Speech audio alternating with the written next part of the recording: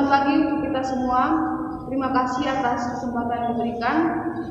Kami dari Institut Keguruan dan Teknologi Terbuka dari jurusan Pendidikan Matematika akan mempresentasikan materi tentang bunyi. Sebelum itu kami memperkenalkan nama kami dulu. Nama saya Theodora Farida Mutobi. Saya Francisca Adelia Roga. Dan saya Ursula Brimenkera. Yang pertama, pengertian bunyi.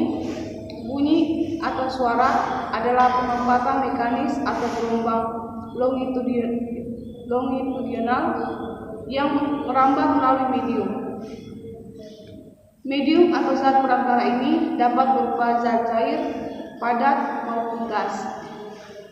Jadi gelombang bunyi dapat merambat misalnya di dalam air, batu bara, atau udara. Kebanyakan suara adalah merupakan gabungan berbagai sinyal getar terdiri dari gelombang harmonis, tetapi suara murni secara teoritis dapat dijelaskan dengan kecepatan getar, osilasi atau frekuensi yang diukur dalam satuan getaran hertz, dan amplitudo atau penyaringan bunyi dengan pengukuran dalam satuan tekanan suara desibel. Yang kedua, warna bunyi. Warna bunyi adalah perbedaan suara pada bunyi. Setiap bunyi memiliki warna bunyi masing-masing. Contoh, ketika sebuah gitar dan organ memainkan lagu yang sama, kamu masih dapat membedakan suara kedua alat musik tersebut. Contoh yang pertama, ketika sebuah gitar dan organ memainkan lagu yang sama, kamu masih dapat membedakan suara kedua alat musik tersebut. Yang kedua, bunyi seruling dapat membedakan bunyinya dengan bunyi gitar, bunyi piano maupun alat musik lainnya walaupun dimainkan pada nada yang sama. Yang ketiga, perambatan bunyi. Pengertian perambatan bunyi adalah suatu perpindahan bunyi melalui suatu hambatan atau benda. Bunyi dapat merambat dari sumber bunyi di tempat lain melalui media. Coba bayangkan jika Anda di luar angkasa. Di luar angkasa tidak ada udara atau disebut hampa udara. Pada ruang hampa udara, bunyi tidak dapat didengar. Maka Anda tidak akan bisa mendengar pada saat di luar angkasa, terkecuali menggunakan media tertentu. Media perambatan bunyi adalah benda padat, cair, dan gas.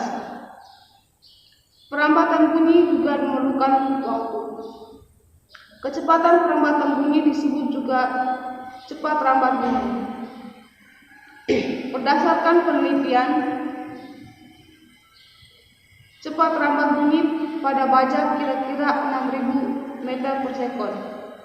Di air kira-kira 1.500 meter per sekon.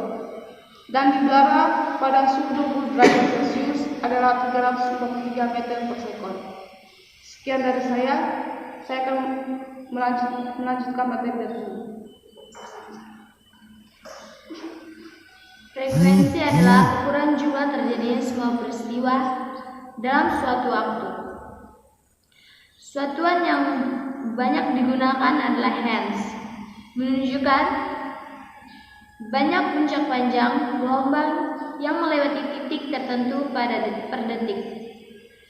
Frekuensi suara atau frekuensi audio yaitu getaran frekuensi yang terdengar oleh manusia dengan standar antara 220 Hz sampai dengan 20.000 Hz.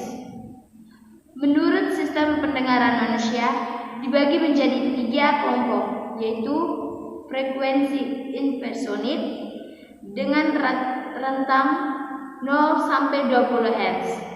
Yang kedua, frekuensi audible 20 kelompok 20 sampai 20.000 Hz dan frekuensi ultrasonik dengan rentang kurang lebih 20 Hz.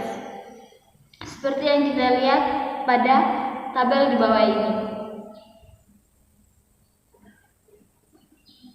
Yang berikut adalah intensitas bunyi. Bunyi merambat sebagai gelombang yang membawa energi.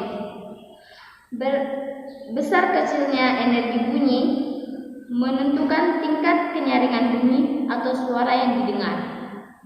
Jadi, intensitas bunyi adalah perbandingan daya rata-rata persatuan luas yang datang tegak lurus terhadap arah rambat intensitas bunyi yang berasal dari sumber bunyi. Intensitas bunyi juga bisa didefinisikan sebagai energi bunyi tiap satuan waktu, tiap satuan luas yang datang secara tegak lurus, atau energi rambatan suatu gelombang setiap satuan luas dan tiap satuan waktu. Besar intensitas bunyi dapat dihitung dengan rumus yaitu I sama dengan P per A. Dengan keterangan I itu adalah intensitas bunyi, A itu adalah luas permukaan bola, P adalah daya bunyi. Jika sebuah sumber bunyi yang menghasilkan daya sebesar P watt dengan energi bunyi merambat secara merata ke segala arah, maka besar intensitas bunyi di suatu titik yang berjarak R atas sumber bunyi dihitung dengan rumus I sama dengan P per 4 dikali Pi dikali R kuadrat. Dengan keterangan P adalah daya rata-rata yang dihasilkan, R adalah jarak satuan titik dan sumber bunyi, I adalah intensitas bunyi. Jika satuan tempat terdapat N, sebuah sumber bunyi yang sama dan memiliki intensitas 1 serta bunyi secara bersamaan, maka intensitas dari N buah menjadi IN sama dengan N dikali I1. Dengan keterangan IN adalah intensitas dari N buah sumber bunyi dan I1 sama dengan intensitas dari sebuah sumber bunyi dan N adalah banyak sumber bunyi. Intensitas bunyi sebesar I1 di suatu titik dengan berjarak R1 dari sumber bunyi, sedangkan intensitas bunyi sebesar I2 suatu titik yang berjarak R2 dari sumber bunyi dapat dihitung menjadi rumus I1 per I2 sama dengan R2 per R1 pangkat 2. Dengan keterangan R1 adalah jarak suatu titik 1 dari sumber bunyi, R2 adalah jarak suatu titik 2 dari sumber bunyi, I1 adalah intensitas bunyi di titik 1, I2 adalah intensitas bunyi di titik 2. Oke, materi akan dilanjutkan oleh teman saya. Oke, terima kasih atas kesempatan yang diberikan. Yang berikut interferensi. Pembahasan ketiga adalah interferensi bunyi. Interferensi atau paduan adalah salah satu sifat gelombang yang juga menjadi sifat bunyi. Kalau ada dua bunyi yang frekuensinya sama atau koheren, bahkanlah bikin bunyi tersebut menjadi lebih kuat. Namun kalau bunyi saling melemahkan atau salah satunya lebih nyaring, maka bunyi yang terdengar hanya satu doang. Yang pertama inferensi konstruksi atau perpaduan yang saling menguatkan. Delta S sama dengan N kali lambda. Yang kedua inferensi disrupsi. Yang kedua inferensi destruktif atau paduan yang saling melemahkan. Delta S sama dengan N tambah 0,5 kali lambda. Yang berikut sumber nada. Menurut Priambodo, nada dihasilkan oleh alat musik sehingga musik yang dihasilkan memiliki frekuensi yang teratur.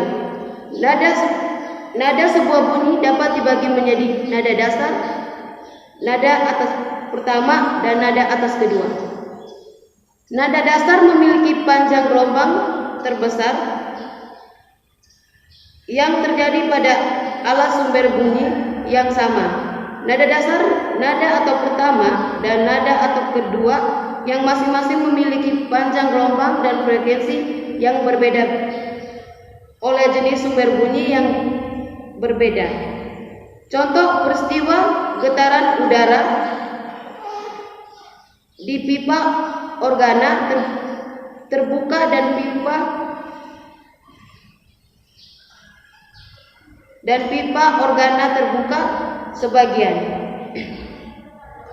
Kita dapat menggolongkan kedua sumber nada, yaitu getaran benda dan getaran kolom udara. Adapun sumber nada kolom udara, contohnya seruling dan trompet. Oke, sekian, terima kasih. Oke, terima kasih. Ini presentasi dari kami untuk materi hari ini. Sampai jumpa dan salam sejahtera untuk kita semua.